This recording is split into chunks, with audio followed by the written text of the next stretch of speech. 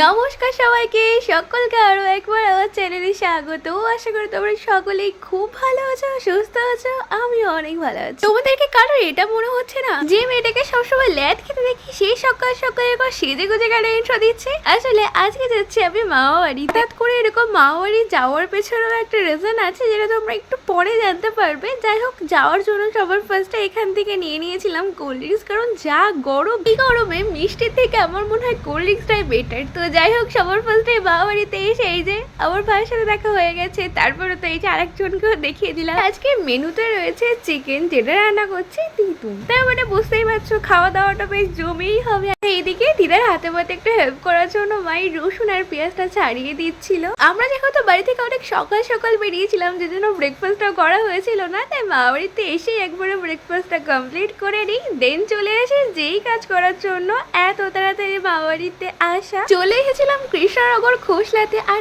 এই জায়গাটার সাথে তো পরিচিত আছোই যারা যারা আমার মায়ের ব্লগগুলো কন্টিনিউয়াস দেখো। হ্যাঁ, আমাদের বাড়ি প্রায় প্রত্যেকটা জিনিস এখান থেকে নেওয়া হচ্ছিল, like AC, microwave, refrigerator, washing machine, এরকম অনেক কিছুই নেওয়া হয়েছে। তো আগে যে ফ্রিজটা ছিল সেই ফ্রিজটার বয়স মোটামুটি 1.5 বছর, কিন্তু ফ্রিজটা এখন মায়ের কাছে অনেকটা ছোট লাগছে। ব্যাপারটা এরকম, জিনিস বেশি স্পেস কম। এট লাস্ট এই সিলভার কালারের ফ্রিজটাই ফাইনাল করা হয়েছিল। ফ্রিজটা না আমার মার বাবার 3 জনেরই ভীষণ পছন্দ ছিল। তো এবার থেকে তো প্রতিটা ব্লগে এই নতুন ফ্রিজটা দেখতে পারবে তোমরা। তারপরে তো বিল টিল করিয়ে আমরা চলে আসি নিচে, কারণ আমার বাবা এসেছিল একদিনে 1000টা কাজ নিয়ে। এইদিকে তো মোটামুটি একটা কাজ মিটে গেল, আর এইদিকে বাবার একটু দরকার ছিল, তো সেখানেই বাবা গিয়েছিল। আর এই দেখো আমাদের ফ্রিজটা ভ্যানে তোলা হয়ে গেছে, মানে একবার এই দুটো জিনিসে চলে যাবে। বাপরে বাপ, বাইরে যা গরম! এই গরমের মধ্যে বাইরে থাকতে থাকতেই তো আমি পুরো বয়েলড এগ হয়ে গেছিলাম। আমাদের প্রচন্ড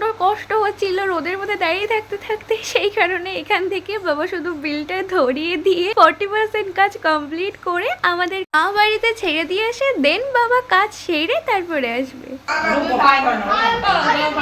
আর এই যে 3 জন থাকো না, আর একটা দিন থেকে যাও, এই বলতে বলতেই পাগল করে দেয়। বাড়ি আসার পরে দেখি দিদার চিকেন রান্না করা কমপ্লিট হয়ে গেছে। আর দেখো কি সুন্দর দেখতে হয়েছে না? আর আজকে না দিদা অনেক কিছু রান্না করেছিল। এখানে কিছু একটা তরকারি, তারপরে মাছের ঝোল, প্লাস ছিল চিকেন। এইদিকে এদের গল্প করার বাহার দেখো, 3 জন মিলে তো মাকে পুরো ঘিরে ধরে কত গল্প করছে। আর এইদিকে না আমি ওদের দুজনকে দিয়েছিলাম 2টো বক্স পেয়ে তো দুজনে বেজায় খুশি। এই কিছুক্ষণ আগে দেখলে না বক্স দিয়েছে বলে কত খুশি। আর এইদিকে দেখো কান্নাকাটি শুরু করে দিয়েছে। আসলে এই সময় তো কৃষ্ণনগরে 12 দোলে মেলা হচ্ছে, তো মেলায় নিয়ে যাবে বলে মা সবাইকে রেডি হতে বলেছিল। রেডি হতে গিয়ে ও বড় মামিকে ওর পছন্দ মতন ড্রেস বের করে দিতে বলেছিল, কিন্তু বড় মামি সেটা বের করে না দেওয়ায় ও ওরকম জেদ দেখাচ্ছে, কান্না করছে। ছোট্ট বাচ্চা এরকম করে কান্না করে তো সকলেরই খারাপ লাগবে বলো।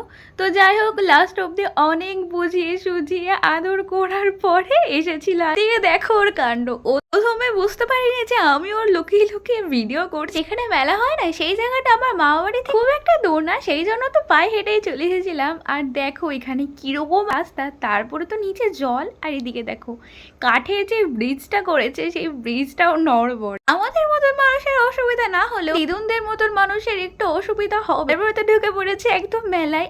আমরা মেলাতে এসেছিলাম একদম বিকাল করে, মানে আলো থাকতে থাকতে। যেহেতু আমরা আজকেই বাড়ি চলে যাব, সেহেতু আর বেশি লেট করিনি। ও হ্যাঁ, খাওয়া দাওয়া হয়েছিল। আবার ফার্স্টে খেয়ে নিয়েছিলাম ফুচকা। আমার তো এরকম দোকানে দাঁড়িয়ে ফুচকা খেতে ভালোই লাগে না, সেটা তো আমি বলেইছিলাম, যদিও আমি খেয়েছি। তারপরে খেয়ে নিয়েছিলাম সবাই মিলে এরকম একটা চকোবারটা কিন্তু সত্যি খুব সুন্দর ছিল। তারপরে তো মা দিদুন এটা ওটা সেটা দেখা তো বন্ধ যাচ্ছিল না। আর এর মধ্যে জানো তো ভীষণ হাওয়া উঠেছিল, আমরা তো ভয়ে পেয়ে গেছিলাম বাড়ি খেতে পারবো কিনা এই ভেবে। ও বাড়ি আসার সবাই নিয়ে নিয়েছিলাম 1 প্লেট ঘুগনি, আর এটাকে কি যেন একটা বেশ বলে, পুরীর গজা না, যাই হোক কিছু একটা বেশ বলে, নামটা আমি জানি না। তারপরে আমি আর মা ব্যাগ করে আবার মামা বাড়িতে, সেখান থেকে আমাদের ব্যাগ ঠ্যাগ নিয়ে বেরিয়ে পড়ি বাড়ি যাওয়ার উদ্দেশ্যে। আর এইদিকে দেখো এরা যাচ্ছে হচ্ছে আমাদের এগোতে। কত বড় হয়ে গেছে তাই না সবাই?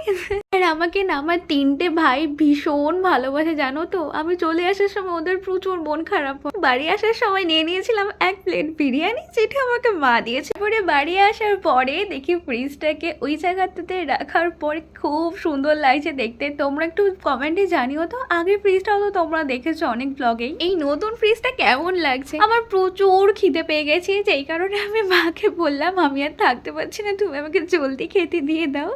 বিরিয়ানিটা খেয়ে আজকে ব্লগ কমপ্লিট করলাম। বাই।